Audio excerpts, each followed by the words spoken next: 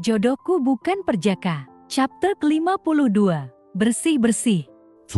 Aku menghela napas pelan setelah aku menutup pintu kamarku. Bocah itu.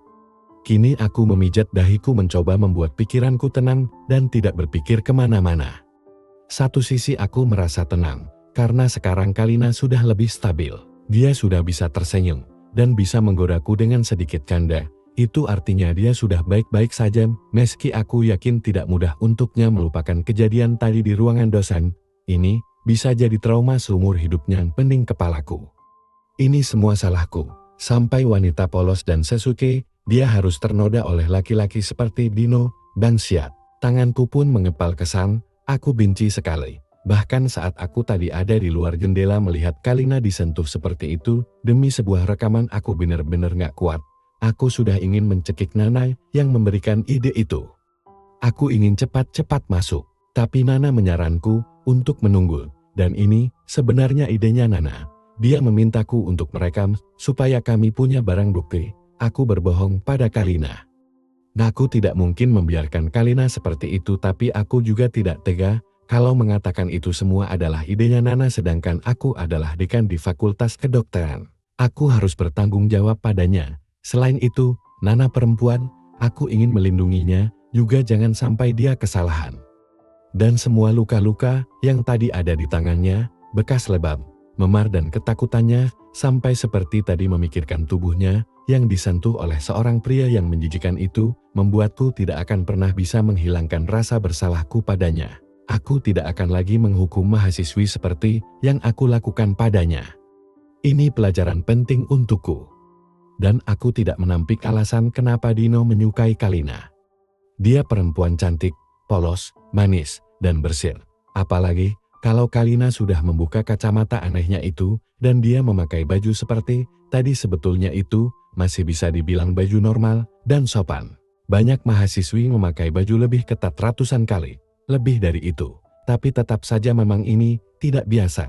Tubuhnya bagus, montok. Jadi sedikit lekuk tubuhnya terlihat memang menarik. Dan tadi saat aku memeluknya, juga dia ini memang wanita yang pas. Tubuhnya sangat indah. Untung saja aku memikirkan putriku. Kalau kurang iman, aku yang sudah setahun lebih tak menyentuh wanita, malah bisa jadi serigala mengerikan untuknya. Makanya pantas saja laki-laki pasti akan tergoda, kalau dia berdandan sedikit. Ini yang membuatku tidak pernah setuju, jika dia bermake up seperti yang disarankan Nanan. Tanpa make up saja dia sudah membuat orang seperti Dino datang, apalagi kalau dia pakai make up. Aku merinding dan jijik membayangkannya. Dan sekarang, baiklah aku akan lihat apa yang aku punya di kulkas untuk membuat makanan. Aku tahu Kalina pasti lapar, mungkin aku harus membuat sesuatu untuknya. Atau memesan sesuatu, jika aku tidak punya apapun di kulkas. Kita lihat dulu. Seingatku aku belanja minggu lalu, aku belum sempat mengisi kulkas lagi, karena jadwalku yang padat. Tapi cukuplah. Ada ayam filet setengah kilo tinggal di defrost, terus aku punya beberapa sayuran yang masih fresh, dan ini bisa dibikin tumisan. Lalu masak nasi, itu saja rasanya cukup. Ya karena aku biasa hidup sendiri, dan tidak suka rumit, aku jarang menyetok makanan yang berlebihan kecuali daging-dagingan, sayuran secukupnya saja. Tapi karena kali ini aku ada tamu, aku segera mungkin menyiapkan nasinya lebih dulu. Ku prediksi dia akan mandi sekitar 1 atau 2 jam. Karena Kalina agak perasa, pasti akan nangis di kamar mandi, karena tadi dia juga sepertinya belum bisa melepaskan semua sakitnya dari kejadian itu. Itulah yang membuatku agak lebih santai, mulai menyiapkan nasi dan menyiapkan bumbu marinasi. Aku mengerjakan semuanya santai, tidak terburu-buru. Ayam filet yang sudah di defrost juga masih bisa aku tunggu marinasinya sekitar setengah jam sambil potong sayuran. Dia belum keluar kamar. Dan sekarang sudah 1,5 jam aku menyelesaikan memasak. Kalina juga belum keluar. Ini sesuai dengan prediksiku. Dan tadi di hadapannya aku memang memanggilnya Amara supaya dia merasa tenang. Karena itu nama yang sama dengan nama putriku. Aku tidak mau dia berpikir kalau aku sama jahatnya seperti Dino. Tapi aku tetap sadar kalau dia itu bukan Amara putriku. Hanya seperti Amara polos dan baiknya. Kehadirannya bisa menyejukkan hatiku, karena seperti ada Amara di sini yang bisa mengajakku ngobrol. Namanya seorang ayah, sudah tidak bertemu dengan anaknya berbulan-bulan, ya pasti ada perasaan rindu sekali kan. Sedikit banyak dia bisa menjadi pelipur lara yang tak kusengaja. Kalau tak ada kejadian dengan Dinu, ya aku juga tak akan membawanya kemari. Makanya aku tetap harus menjaga jarak, karena dia bukan putriku, dia anakku di kampus, anak didikku. Dan sekarang aku hanya tinggal menunggunya selesai dari kamar mandi. Semua sudah matang. Aku merapikan jaketku, aku gantung di tempat biasa, karena tadi dia sempat memakainya.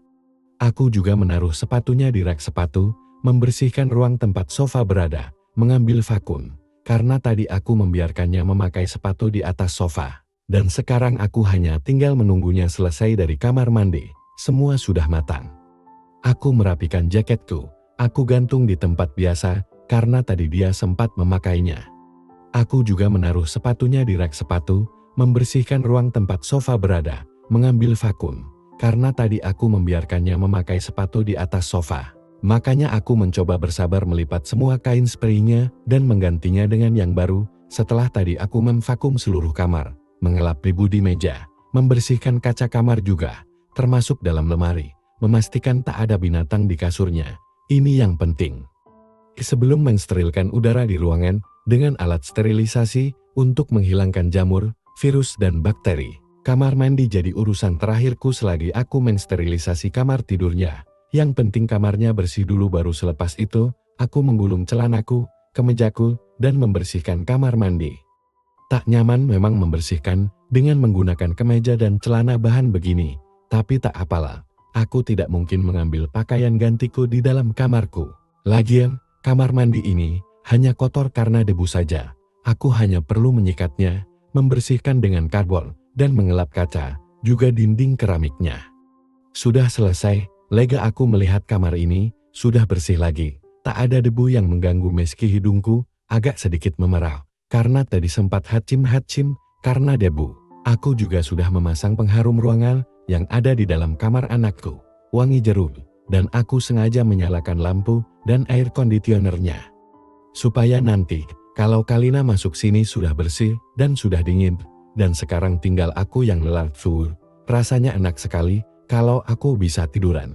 Tapi aku masih harus menunggunya selesai mandi. Benar prediksiku, Kalina belum selesai mandi. Kalau sejam lagi dia tidak keluar, aku akan pakai kunci seret membuka pintu ini. Takutnya dia pingsan di dalam kamar mandi. Tapi sekarang aku biarkan dulu. Hitung-hitung aku bisa istirahat dulu sebentar. Aku bisa mengecek handphoneku dulu.